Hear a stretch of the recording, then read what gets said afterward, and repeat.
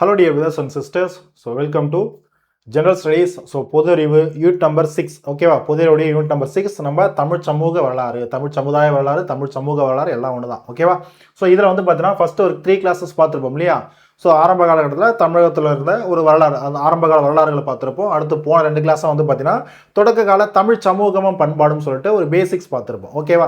So சங்க காலத்தில் நம்ம தமிழகம் தமிழ்நாடு பகுதி எப்படி இருந்ததுன்னு சொல்லிட்டு அதுக்கான சான்றுகள், அதை பற்றி தெரிஞ்சுக்கிறோம் அப்படின்னா அதுக்கான சான்றுகள் எவிடன்சஸ்லாம் வேணும் இல்லையா? அது மாதிரி என்னென்ன எவிடன்சஸ்லாம் இருக்குது, என்னென்ன டைப்ஸ்லாம் இருக்குது, ஒவ்வொரு எவிடன்ஸும் எதை மாதிரி சங்க காலத்தை பற்றி எப்படி நம்மளுக்கு தெரிய வருது, பண்டைய காலத்தை பற்றி எப்படி நம்மளுக்கு தெரிய வருது அப்படின்ற விஷயத்தெல்லாம் செகண்ட் கிளாஸில் பார்த்துருப்போம். போன கிளாஸில் வந்து பார்த்தீங்கன்னா சேர சோழ பாண்டியர்கள் அந்த ஒரு காலகட்டத்தில் இருந்த சமூகம், பொருளாதாரம், வணிக முறை, மக்களுடைய வாழ்க்கை தரம் இதெல்லாம் எப்படி இருந்தது அப்படின்றத பார்த்துருப்போம். ஓகேவா? அதையே திரும்பவும் சப்போர்ட் பண்ணுற மாதிரி இன்னும் கொஞ்சம் எக்ஸ்ட்ரா இன்ஃபர்மேஷன் என்ஹான்ஸ் பண்ணி சொல்கிற மாதிரி இருக்கக்கூடிய ஒரு டாபிக் தான், ஒரு யூனிட் தான் வந்து பார்த்தீங்கன்னா இந்த பண்டை கால தமிழகத்தில் சமூகமும் பண்பாடும். சேம் அதே கான்செப்ட் தானே, அதே டாபிக் தானே, இருந்தாலும் ஒரு சில விஷயம் நம்மளுக்கு எக்ஸ்ட்ரா நிறைய கிடைக்கும். இதுவும் நம்ம எக்ஸாம் பாயிண்ட் ஆஃப் வியூவில் படிக்க வேண்டியது அவசியம். இதில் இருந்தும் கொஸ்டின்ஸ் கேட்கலாம். ஓகேவா? கேட்கலாம். சரியா?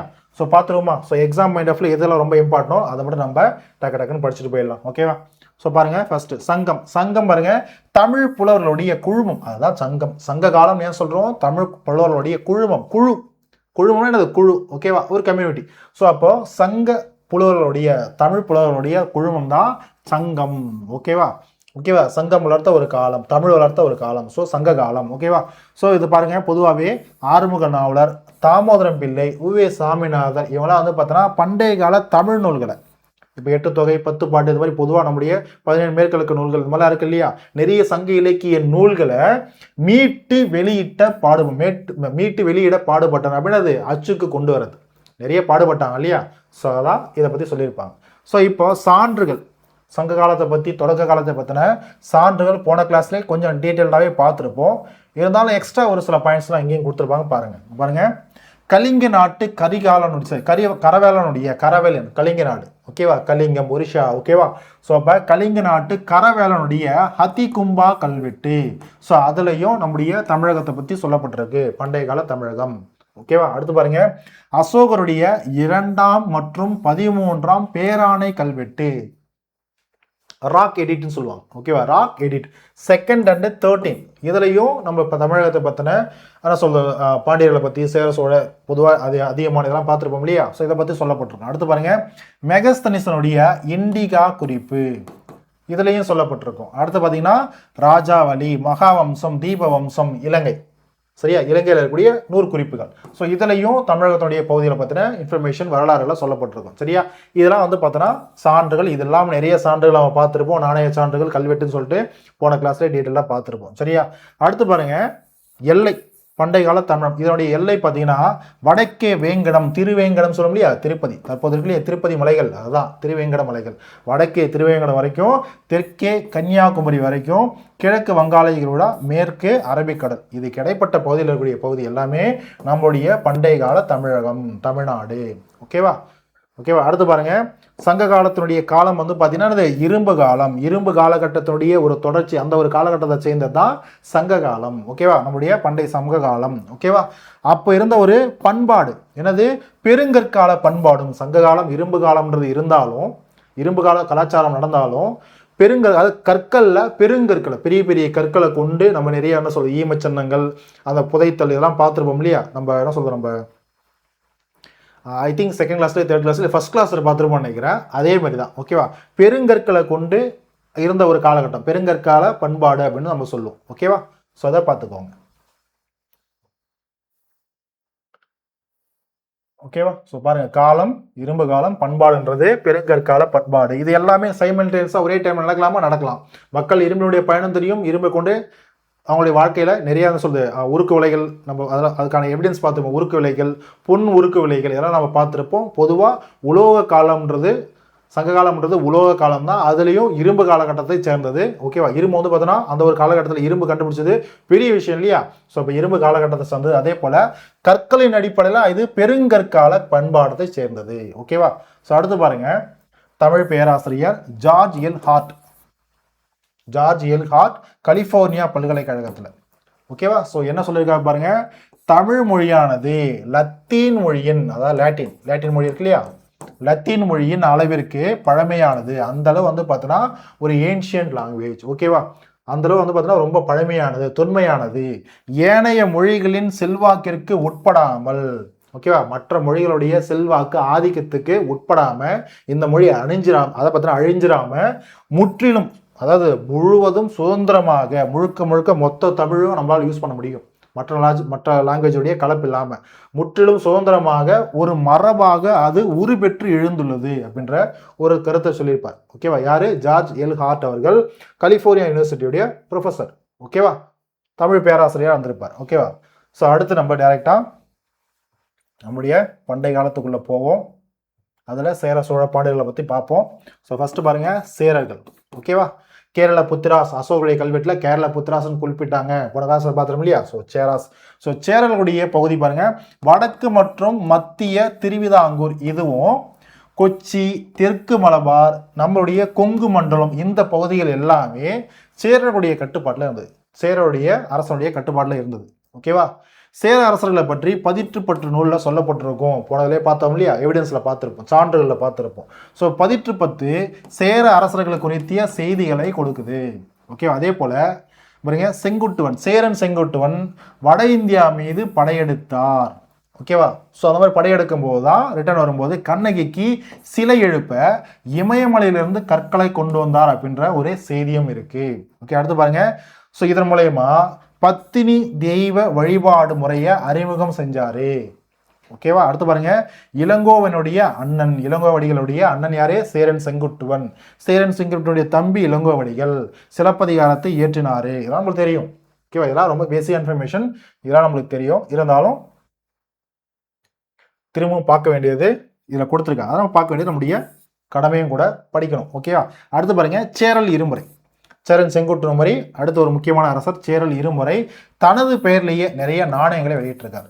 சரியா, தனது பெயர்லேயே, அதாவது சேரல் இருமுறை, இருமுறை என்ற பெயர்லேயே தனது பெயர்லேயே நிறைய நாணயங்களை வெளியிட்ட ஒரு சேர அரசர். அடுத்து பாருங்க, சேர மரபை சார்ந்த முக்கியமான அரசர்கள் பார்க்கும்போது உதயன் சேரலாதன், இமயவரமன் நெடுஞ்சேரலாதன், சேரன் செங்குட்டுவன், சேரல் இருமுறை. ஓகேவா, ஸோ பாருங்க, சிம்பிளா பார்த்தீங்கன்னா உதயன், சேரலாதன், இப்படி சேரலாதன், சேரன், சேரல் இப்படின்னாவே சேர அரசன் தெரிஞ்சிடும். இது இல்லாமல் நீங்கள் படிச்சுக்கணும். உதயன் அப்படின்னா சேர அரசர்கள், இமய வரம்பன் அப்படின்னா சேர அரசனை குறிக்குது, நெடுஞ்சேரலாதன் இங்கேயும் பாருங்க சேரான் இருக்கு, கண்டுபிடிச்சிருவீங்க. அடுத்து பாருங்க, செங்குட்டுவன், செங்குட்டுவன் சேர அரசர், இரும்புரை அப்படின்னா சேர அரசர்களை குறிக்கும் அப்படின்னு நீங்கள் படித்து தெரிஞ்சுக்கணும். ஓகேவா, ப்ராக்டிஸ் பண்ணணும். ஓகேவா, அதே போல் அங்கே பாருங்க, பட்டங்கள். சேர அரசர்கள் எந்த மாதிரியான பட்டங்கள் தங்களுக்கு வச்சுக்குவாங்க அப்படின்னா, அவங்களுடைய பெயர்களில் ஆதன், ஆதவன், குட்டுவன், வானவன், இரும்பொறை, பொறை, இரும்பொறை, சரியா, பொறையர் அப்படின்னா சேரர்களை குறிக்கும். ஓகேவா, இதெல்லாம் அவங்களுக்கான பட்டங்கள்.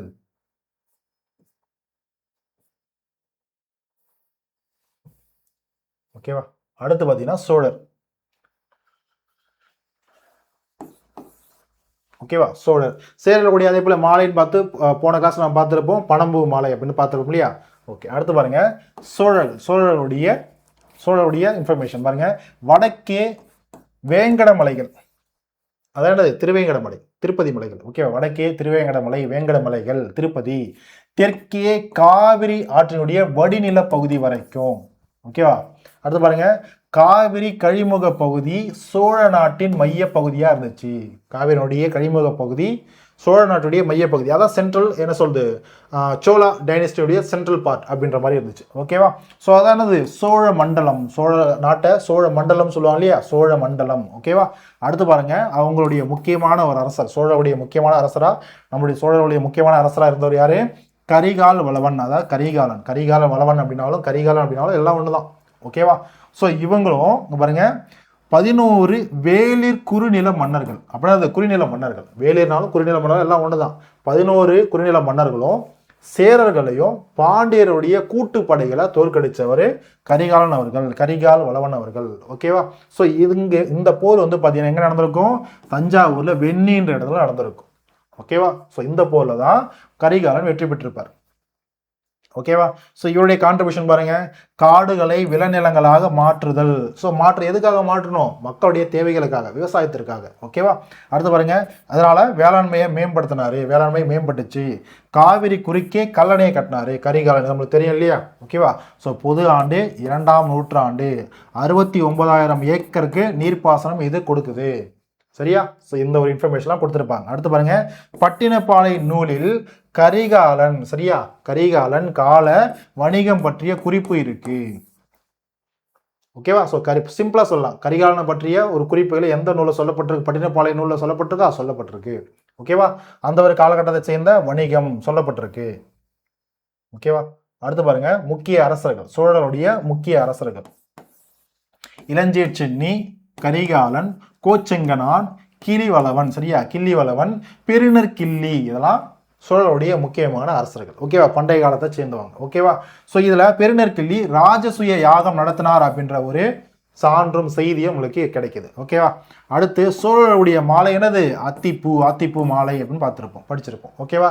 சோழருக்கான பட்டங்கள் என்னது? சென்னி, செம்பியன், கிள்ளி, வளவன், பெருவளத்தான், திருமாவளவன், இதெல்லாம் சோழருடைய பட்டங்கள். ஓகேவா? சோழ அரசர்கள் தங்களுக்கு வச்சிருக்கக்கூடிய பட்டங்கள். ஓகேவா? அடுத்து பார்த்தீங்கன்னா பாண்டியர். பாண்டியருடைய நிர்வாக பகுதி எது? தென் தமிழகம். சரியா? தெற்கு தமிழ்நாடு, தெற்கு தமிழக பகுதி. தமிழ் புலவர்களையும் அறிஞர்களையும் ஆதரித்த வள்ளல், சரி, வேந்தர்கள் யாரு? பாண்டியர்கள். ஓகேவா? ஸோ இதுல இருக்கக்கூடிய முக்கியமான ஒரு அரசர் பார்த்தீங்கன்னா நெடுஞ்செழியன். எப்படி இப்போ கரிகாலன் வந்து பார்த்தீங்கன்னா சேரர் பாண்டியர் 11 குறுநில மன்னர்களை வந்து வீழ்த்தினாரோ வெண்ணி போர்ல, தஞ்சாவூர்ல. ஸோ அதே போலதான் நெடுஞ்செழியன் அவர்களும். ஓகேவா? பாண்டிய நெடுஞ்செழியன் அவர்களும் சேரரையும் சோழரையும் 5 வேளிர் குல குறுநில மன்னர்கள் இவங்களுடைய கூட்டுப்படைய தலையாலங்கானம் போர்ல வென்றாரு. ஓகேவா? இதனாலதான் இவருக்கு தலையாலங்கானத்து நெடுஞ்செழியன், பாண்டிய நெடுஞ்செழியன் அப்படின்ற பேர் வந்துச்சு. ஓகேவா? ஸோ தலையாலங்கானம் எங்க? இதுவும் தஞ்சாவூர் பகுதியில தான். ஓகேவா? ஸோ பார்த்துக்கோங்க. ஸோ அதான் தலையாலங்கானத்து செருவென்ற பாண்டிய நெடுஞ்செழியன் அப்படின்ற ஒரு பட்டப்பேர் இவருக்கு வரத்துக்கு, சிறப்பு பேர் வரத்துக்கு காரணம் இதுதான். ஓகேவா? இவருக்கு கொற்கை தலைவன் அப்படின்ற ஒரு சிறப்பு பேரும் இருக்கு, பரத்தவர் தலைவன் அப்படின்ற சிறப்பு பேரும் இருக்கு. ஓகேவா? இந்த 2 சிறப்பு பேர், இந்த 3 சிறப்பு பேரும் யாருக்கு பொருந்தும்? பாண்டிய நெடுஞ்செழியனுக்கு பொருந்தும். ஓகேவா? ஓகே. அடுத்து முக்கியமான அரசர்கள் பாண்டியர்கள்ல நெடியோன், நன்மாறன், நெடுஞ்செழியன். ஓகேவா? அடுத்து பார்த்தீங்கன்னா முதுகுடுமி பெருவழுதி. ஓகேவா? இதுல நெடுஞ்செழியனை பத்தி மாங்குளம் தமிழ் பிராமி கல்வெட்டுகளை செய்திகள் இருக்கு. ஓகேவா? நெடுஞ்செழியனா மாங்குளம் தமிழ், அது மாங்குளம் கல்வெட்டுன்றது ஞாபகம் வந்துடணும். மாங்குளம் கல்வெட்டு தமிழ் பிராமி எழுத்துக்களால் பொறிக்கப்பட்ட கல்வெட்டா? ஆமா, அதே ஞாபகம் வந்துடணும். ஓகேவா? அடுத்து பார்த்தீங்கன்னா முதுகுடுமி பெருவழுதி பல வேத வேள்விகளை நடத்தினாரு. வேத வேள்விகளை நடத்தினார் யாரு? முதுகுடுமி பெருவழுதி. ஓகேவா? அதே போல தன்னுடைய ஆட்சி காலத்துல நிறைய நாணயங்களை வெளியிட்டாரு. பிராமணர்களுக்கு நிலம் தானம் கொடுத்தாரு. ஓகேவா? பிராமணர்களுக்கு நிலம் தானம் கொடுத்தாரு. இந்த செய்தி வேள்விக்குடி செப்பேடா நம்மளுக்கு கிடைச்சிருக்கு. ஓகேவா? அப்ப வேள்விக்குடி செப்பேடா முதுகுடுமி, அதை பத்தின முதுகுடுமி பெருவழுதியை பத்தின செய்திகளை நம்மளுக்கு சொல்லுது. ஓகேவா? பாருங்க, வேள்விக்குடி செப்பேடு எந்த ஆண்டு? பொது ஆண்டு 8ஆம் நூற்றாண்டு. பொது ஆண்டு 8ஆம் நூற்றாண்டை சேர்ந்த செப்பேடு, அதுல சொல்லப்பட்டிருக்கு. ஓகேவா? அடுத்து முடத்திருமாறன். ஸோ இவங்கெல்லாம் பாண்டியர்களுடைய முக்கியமான அரசர்கள். ஓகேவா? முக்கியமான அரசர்கள். அடுத்து பாருங்க, ஸோ பாண்டியர்களுடைய பூ வந்து பார்த்தீங்கன்னா வேப்பம்பூ மாலை. அவங்க அணியக்கூடிய மாலை வேப்பம்பூ மாலை. ஓகேவா? அடுத்து பாண்டியர்களுடைய பட்டங்கள் பாருங்க, மாறன், வழுதி, செழியன், தென்னர், இதெல்லாம் யாரை குறிக்கும்? பாண்டியர்களை குறிக்கும். இதெல்லாம் பாண்டியர்களை குறிக்கும். அடுத்து வந்து பார்த்தீங்கன்னா சங்க காலத்தை பொறுத்த வரைக்கும் அது சேரர்களோ பாண்டியர்களோ சோழர்களோ யாராக இருந்தாலும் சரி, அரச சின்னம். ஓகேவா? அரசு, இது அரச குறிக்குது, அரசு சின்னத்தை குறிக்குது அப்படின்னா எதெல்லாம் பார்த்தீங்கன்னா செங்கோல், செப்டர்னு சொல்லும் இல்லையா? அதெல்லாம் என்னது? செங்கோல் ஆகட்டும், முரசாகட்டும், வெண்கொற்ற குடை, அரசர் வரக்கூடிய அந்த வெண்கொற்றை குடை பிடிச்சிட்டு வருவாங்க இல்லையா? அதுதான். ஓகேவா? இதெல்லாம் அரசு சின்னங்களா பார்க்கப்பட்டது. அரச சின்னங்களா பார்க்கப்பட்டது. இது ஒடிசி மூவிலாம் பார்க்குறீங்க இல்லையா? ஸோ இதில் இதுக்கு முன்னாடி ட்ராய் மூவிலாம் பார்த்துருக்கீங்க. ட்ராய் மூவியினுடைய அந்த ஸ்டார்டிங்லேயே வந்து பார்த்தீங்கன்னா என்ன சொல்றது, போருக்கு ஏற்பாடு பண்ணுவாங்க. ஸோ அங்கே தோற்கடிக்கப்படுவார் அந்த அரசரை வந்து பார்த்தீங்கன்னா இதுக்கப்புறம் இந்த ஒரு செங்கோல் உங்கள் அரசருக்கு சொந்தமானது அப்படின்னு சொல்லுபடி அதில் செப்டர் அப்படின்ற ஒரு வேர்டு வரும். அது என்ன? செங்கோல். ஓகேவா? ஸோ அந்த மாதிரி அரசு சின்னம்ன்றது அப்படின்னது அந்த செங்கோல் யார்ட்டு இருக்கோ அவர் தான் அரசர், அவர் தான் அந்த நாட்டுடைய ஒரு தலைவர், ஒரு அரசர், ஒரு நிர்வாகி அப்படின்றது. ஓகேவா? ஸோ இப்போ செங்கோல், முரசு, வெண்கொற்ற கொடை இதெல்லாம் அரச சின்னங்களாக பார்க்கப்பட்டது. ஓகேவா? அரசு உரிமை அப்படின்னது அரசு உரிமை, அரசு நடத்தக்கூடிய உரிமை யார்ட்டு இருக்கும், இதெல்லாம் யார்ட்டு இருக்கோ அவர்கிட்ட தான். ஓகேவா? ஸோ அடுத்து பாருங்க, குறுநில மன்னர்கள். பொதுவாக பண்டைய காலத்தில் குறுநில மன்னர்கள் இருந்தாங்க, அவங்க வேளிர் என்று அழைக்கப்பட்டாங்க அப்படிலாம் பார்த்தோம் இல்லையா? ஸோ அது மட்டும் இல்லாமல் இதில் ஆய், வேளிர், கிழார் அப்படின்ற ஒரு 3 பிரிவுகளையும் நம்ம பார்க்க முடியும். ஓகேவா? 3 பேருக்கு ஒரு சிறப்பு இருக்குது பாருங்க. ஆய் அப்படின்றவர் இதுலேருந்து வந்த பேர் தான் ஆயர். ஓகேவா? ஆயர் அப்படின்றவங்க ஆநிறை மேய்ப்போர், அதாவது நிறைய மாடுகளை தன்னுடைய செல்வங்களா பொருளாக வச்சிருக்கக்கூடிய ஒருத்தர், ஒரு தலைவர், இல்லை ஒரு மக்களுடைய ஒரு ஒரு ஒரு குழு, ஒரு அமைப்பு நம்ம சொல்லலாம். ஓகே, அவங்களாம் என்ன சொல்லுவோம் நம்ம ஆயர் அப்படின்னு சொல்லுவாங்க. ஓகேவா? இவங்கள முக்கியமான ஆயர்கள் பார்க்கும்போது அந்திரன், திதியன், நன்னன், இவங்களாம் ஆயர்கள். ஓகேவா? அடுத்து வேளிர். வேளிர்ன்றவங்க கடையேழு வள்ளல்கள்னு பார்க்குறோம் இல்லையா? இவங்களாம் வேளிர்கள். ஓகேவா? இந்த வேளிர்ன்றவங்க முக்கியமாக ஒரு வேளாளராக இருப்பாங்க. நில உடைமை பிரிவினர், நிறைய நிலங்களை, ஓகே, ஒரு ஜமீன்தார் மாதிரிலாம் பார்க்குறோம் இல்லையா? அந்த மாதிரி நிறைய நிலங்களை தன்னுடைய கட்டுப்பாட்டில் தன்னுடைய உரிமைகளாக வச்சுருக்காங்க. ஓகே, இவங்களாம் வேளிர்கள். ஓகேவா?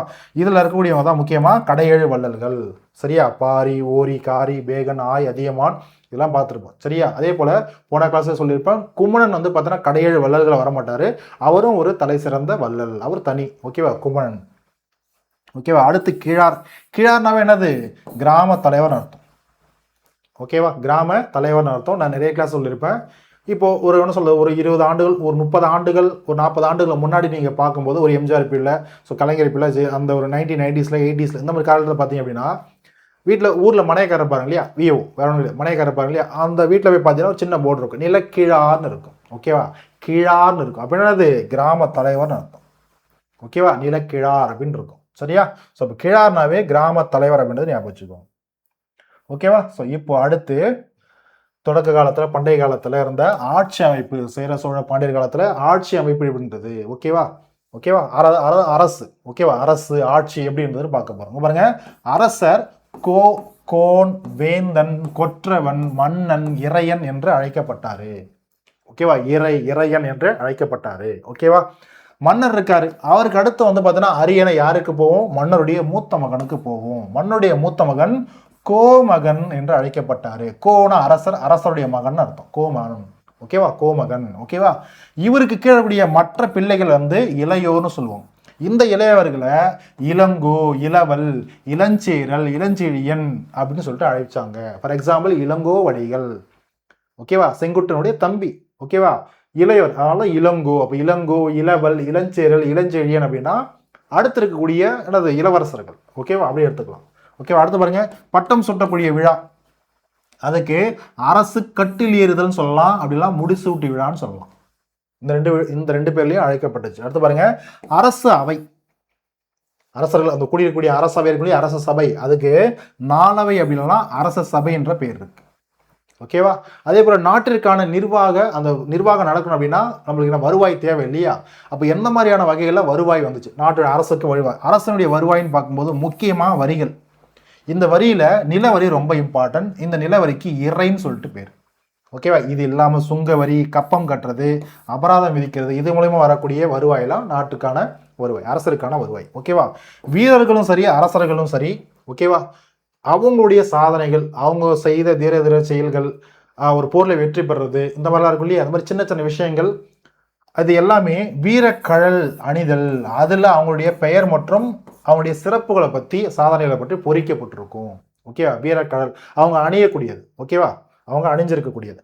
அடுத்து பார்த்தீங்கன்னா, புறமுதுகு காட்டுவது அவமானம் ஆகும். நம்முடைய அரசர்கள் வந்து பார்த்தீங்கன்னா, சேர சோழ பாண்டியர்கள் யாராக இருக்கட்டும், புறமுதுகு காட்டி ஓடுவது அப்படின்றது ஒரு கோழைத்தனத்திற்கு சமம். ஓகே, அதனால வந்து பார்த்தீங்கன்னா புறமுதுகு காட்டுவது அவமானம் சொல்லிட்டு கருதுனாங்க. யாரெல்லாம் அப்படி போரில் வந்து புறமுதுகு காட்டி ஓடி வந்துட்டாங்களோ, போரில் வந்து வெல்ல முடியாமல் ஓடி வந்துட்டாங்களோ, அந்த மாதிரி அரசர்கள் வந்து பார்த்தீங்கன்னா உண்ணாவிரதம் இருந்தே, சாகும் வரைக்கும் உண்ணாவிரதம் இறந்து போயிடுவாங்க. ஓகேவா? ஏன்னா அந்த போரில் புறமுதுகு காட்டி, நான் என்ன சொல்றது, பயந்துட்டு ஓடி வந்ததுன்றது ஒரு அவமானமாக நினச்சி சாப்பிடாமே இருந்து செத்து போயிடுவாங்க அப்படின்ற ஒரு பண்பு, அப்படின்ற ஒரு கலாச்சாரம்லாம் இருந்திருக்கு. ஓகேவா? அடுத்து அரசருடைய கடமை. அரசருடைய கடமைன்னு பார்க்கும்போது ஒரு 5 வகையான முக்கியமான கடமை. என்னது? நாட்டு மக்களுக்கு கல்வியை வழங்கணும். ஓகேவா? நாட்டு மக்களுடைய நலனுக்கு என்னது சடங்குகளை செய்யணும். ஓகேவா? புலவர்கள் ஆகட்டும், ஒரு முக்கியமானவங்க யாராவது வராங்க அப்படின்னா அவங்களுடைய திறனுக்கு ஏற்ற வகையில் என்னது பரிசுகளை கொடையா கொடுக்கணும். நாட்டு மக்களுக்கும் நாட்டுக்கு என்னது பாதுகாப்பாக இருக்கணும். நீதின்றதை வழங்கணும். குற்றங்கள் செய்யப்பட்டதுன்னா அதுக்கான தண்டனை வழங்கி நீதின்றதை வழங்கணும். இதெல்லாம் அரசுடைய முக்கியமான 5 பணிகளாக இருந்துச்சு. ஓகேவா? அதே போல நெக்ஸ்ட் நிர்வாக குழுக்கள். ஓகேவா? நிர்வாக குழுக்கள்னு பார்க்கும்போது ஐம்பெருங்குழு, எண் பேராணையம் இதெல்லாம் பார்த்துருக்கோம் இல்லையா? இதில் ஐம்பெருங்குழு வந்து பார்த்தீங்கன்னா 5 பேரை கொண்ட ஒரு குழு. இதில் அமைச்சர், சேனை தலைவர், புரோகிதர், தூதுவர், சாரணர் இதெல்லாம் ஐம்பெருங்குழு. சரியா? இந்த ஐம்பெருங்குழுல யார் யார் இருக்கா அப்படின்றதையும் பார்த்துக்கணும். அதே போல் எண் பேராயத்தில் 8 பேர் யார் யார் வராங்க அப்படின்றதையும் பார்த்துக்கணும். ஓகேவா? எண் பேராயம், எண் அப்படின்னா 8ன்னு அர்த்தம். ஓகேவா? ஸோ எண் பேராயம் நிர்வாக குழுவில் பாருங்க கரணத்தியலவர், புரோகிதர், நகர மாந்தர், படைத்தலைவர், அதாவது சேனை தலைவர், படைத்தலைவர் எல்லாம் ஒன்று தான். ஓகேவா? யானை வீரர், குதிரை வீரர், கனக சுற்றம், கடை காப்பாளர் இவங்க எல்லாம் 8 பேரும் சேர்ந்தது தான் எண் பேராயம் நிர்வாக குழு. ஓகேவா? அடுத்து பார்த்தீங்கன்னா படைத்தலைவரை தானை தலைவன் அப்படின்னு சொல்லிட்டு அழைச்சாங்க. ஆயுத கிடங்குக்கு கொட்டில்னு பேர், படை கொட்டில் நம்மளுக்கு தெரியும். ஆயுத கிடங்கு கொட்டில்னா ஆயுத கிடங்குன்னு அர்த்தம். ஓகேவா? படை கொட்டில் என்று அழைக்கப்பட்டது. இராணுவ பிரிவுகள் 4 வகையான இராணுவ பிரிவுகள் இருந்திருக்கும். காலாட்படை, குதிரைப்படை, யானைப்படை, தேர்ப்படை. ஓகேவா? அதே போல முக்கியமான பொதுவாக இராணுவ ஆயுதங்கள், மக்கள் பயன்படுத்திய ஆயுதங்கள் என்னது? வாள், கேடயம், சரியா? ஈட்டி, வில், அம்பு. இது இல்லாம முக்கியமா எரி ஈட்டின்னு சொல்லக்கூடிய தோமரம். சரியா? தோமாரம் இல்ல தோமரம், எரி ஈட்டி, எரியக்கூடிய ஈட்டி. ஓகேவா? அடுத்து போர் முரசும் கடவுளாகவே வணங்கப்பட்டது. போர் முரசும் கடவுளாகவே வணங்கப்பட்டது.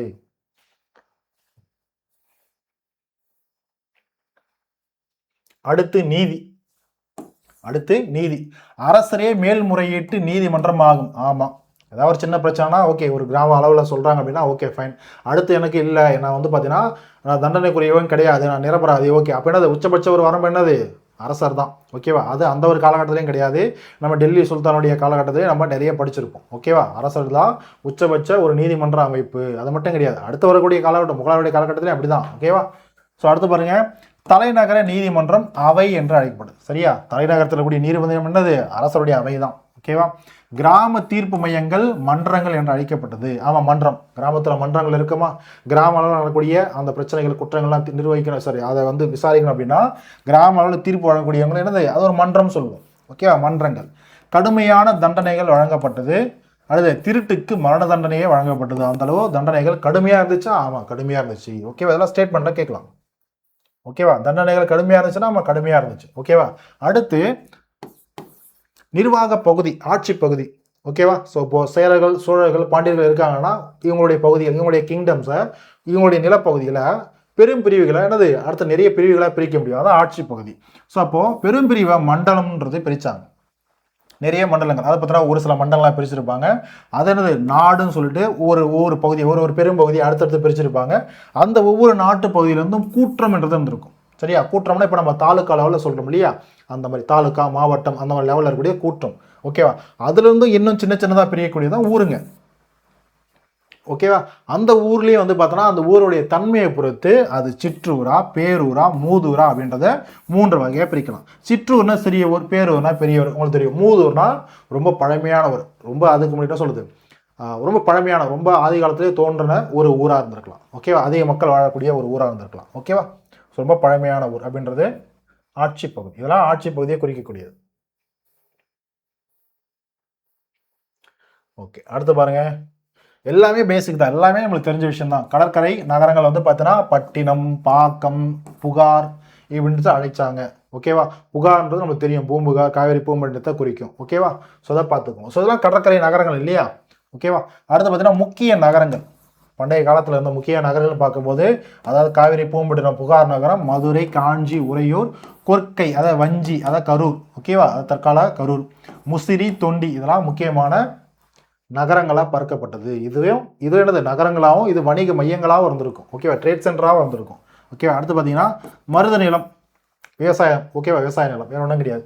மருத நிலம், நன்செய், அது என்னது நன்செய், மென்புலம், நெல், கரும்பு இதெல்லாம் வந்து பார்த்தீங்கன்னா விளைவிச்சாங்க. ஓகேவா? ஸோ பார்த்துக்கோங்க. ஓகே, அடுத்து பார்த்தீங்கன்னா குறிஞ்சி முல்லை பாலை. குறிஞ்சி முல்லை பாலை இது புன்சை, அதாவது வன்புலம்.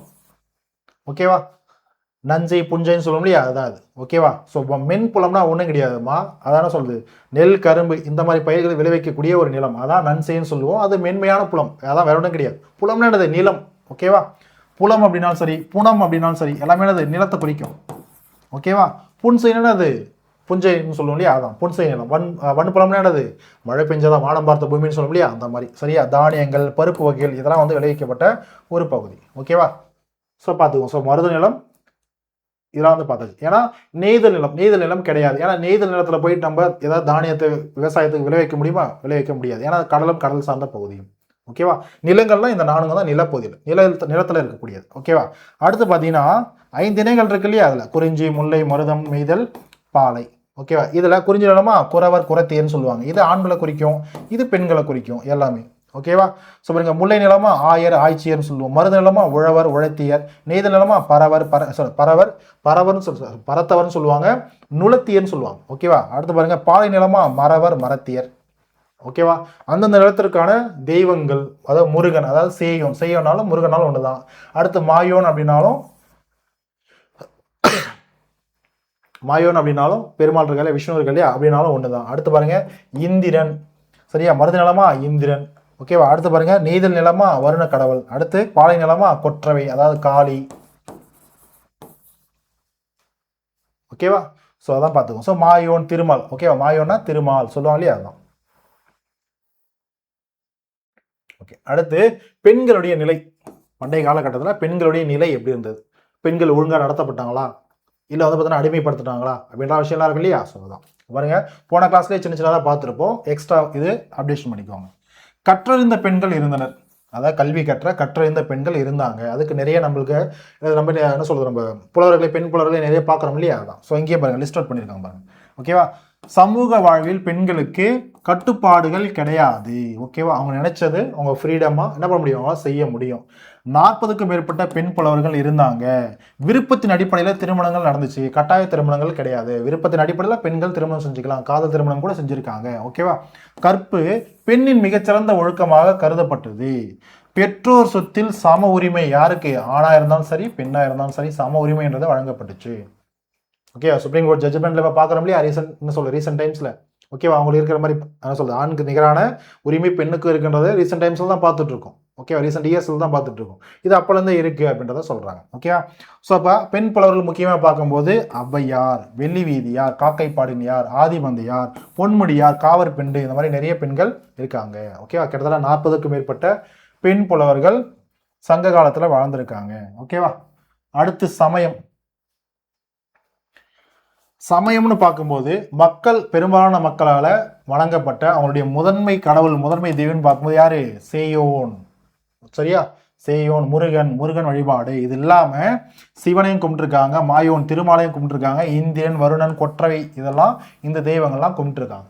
ஓகேவா, இது இல்லாமல் வழிபாடு, அதாவது என்ன சொல்றது, போன கிளாஸ்ல நம்ம பன்மைத்துவம்னு பார்த்துருப்போம் இல்லையா, மக்களுடைய வழிபாட்டு முறைகளை பன்மைத்துவம் இருந்திருக்கும். அப்படின்னானது நடுகள்லையும் கும்பிட்டுருப்பாங்க, மூதாதையர்களை கும்பிட்டுருப்பாங்க, சிறு தெய்வங்களை கும்பிட்டுருப்பாங்க, பத்தினி தெய்வங்களை பத்தினி வழிபாடை கும்பிட்டுருப்பாங்க. ஓகேவா, அதே போல சாதிகள் கிடையாது, சாதிகள் வேரூன்றவில்லை அப்படின்றதையும் படிச்சிருப்போம்.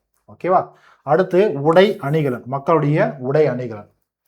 வசதி மிக்க மக்கள், அதாவது செல்வந்தர்கள், அவங்க மஸ்லின், பட்டு, நேர்த்தியான பருத்தி ஆடைகளாலான நல்ல துணிகளை அணிஞ்சாங்க. இதுவே வந்து சாதாரண ஒரு அடித்தட்டு மக்கள், சாதாரண மக்கள், ஓகேவா, ஒரு ஏழை மக்கள்லாம் வந்து பார்த்தீங்கன்னா பருத்தியிலான இரு துண்டு துணைகள். ஓகேவா, தன்னுடைய அவமானம்ன்றது காப்பதற்காக சின்ன சின்ன இரு துண்டுகளாக கூடிய, அதான் சொல்ல மேலையும் கீழையும் நம்ம கவர் பண்ணுற மாதிரி கூடிய துணிகளை மட்டும்தான் அணிஞ்சிருந்தாங்க அப்படின்றதெல்லாம் பார்க்குறோம். ஓகேவா, ஸோ ஆண் பெண் இருபாலரும் அணிகலன்கள் அணிந்தாங்க. 2 பேருமே அணிகலன்களை, ஆர்னமெண்ட்ஸை அணிஞ்சிருப்பாங்க. ஓகேவா, தங்கம், வெள்ளி, முத்துக்கள், செம்மணிக்கள், சங்கு, பாசிமணிக்கள், செம்பு, இதெல்லாம் சங்ககால மக்களுக்கு தெரியும், அதனால் கண்டிப்பாக பயன்படுத்தி இருப்பாங்க. இதில் எந்த வித டவுட்டும் உங்களுக்கு தேவையில்லை. ஓகேவா, அடுத்து பார்த்தீங்கன்னா கலைகள். ஓகேவா, கலைகள்னு பார்க்கும்போது கரிகாலன் யாரு, மன்னன் கரிகாலனுக்கு இசையின் 7 ஸ்வரங்கள் பற்றிய புலமை பெற்றிருந்தார். ஓகேவா? அதனால அவருக்கு ஏழிசை வல்லான் அப்படின்ற வல்லோன் இல்லை வல்லான்ற சிறப்பு பெயரும் இருக்கு. யாருக்கு? கரிகாலனுக்கு. ஓகேவா? இது இல்லாம முரசு, புல்லாங்குழல், யாழ் இதெல்லாம் சங்க காலத்துல பயன்படுத்தப்பட்ட இசைக்கருவிகள். ஓகேவாமா? ஸோ அவ்வளோதான், கடைசி பேஜுக்கு வந்துட்டோம். ஓகேவா? அதே போல மக்கள் புலவர்கள் இருந்திருப்பாங்க, பாணர்கள் பாட்டு பாடுறவங்க, பாட்டு பாடி நடனம் ஆடக்கூடிய பாணர்கள், அதுலேயும் பெண்கள் விரலியர் இருந்திருப்பாங்க. சரியா?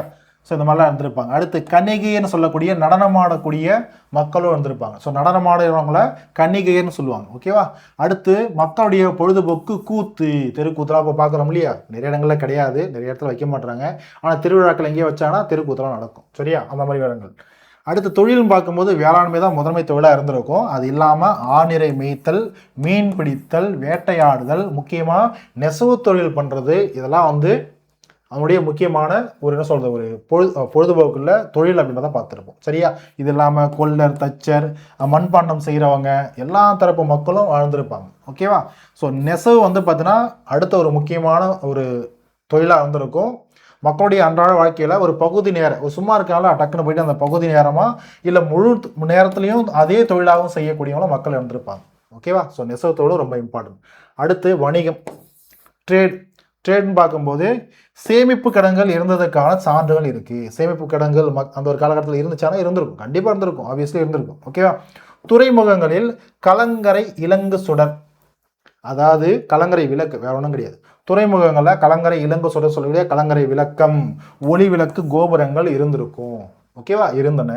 ஓகேவா? அடுத்து பாருங்க, பண்டமாற்று முறைன்றது பரவலாக இருந்துச்சு. ஒரு பொருளை கொடுத்து இன்னொரு பொருளை வாங்குறது. ஓகேவா? அதை பார்த்தீங்கன்னா மிளகு கொடுத்து தங்கத்தை வாங்குறது, இந்த மாதிரி. சரியா?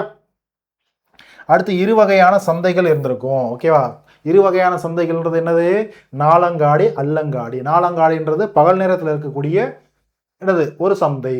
அல்லங்காடின்றது அல்லுன்றது இரவு, அல்லுன்றது இரவு, அல்லங்காடின்றது இரவு நேர சந்தை. ஓகேவா? ஸோ இந்த இரண்டு வகையான சந்தைகளும் புகார் நகரத்திலையும் மதுரை நகரத்திலையும் இருந்ததுக்கான சான்றுகள் இருக்கு. முக்கியமாக மதுரை நகரத்தில் நாலங்காடி, அல்லங்காடி சந்தை என்பது இருந்திருக்கும். ஓகேவா? ஸோ பகல், அதாவது காலை நேரம், இரவு மாலை நேர சந்தை. ஓகேவா? ஸோ பார்த்துக்கோங்க. அடுத்து ஏற்றுமதி, இறக்குமதி.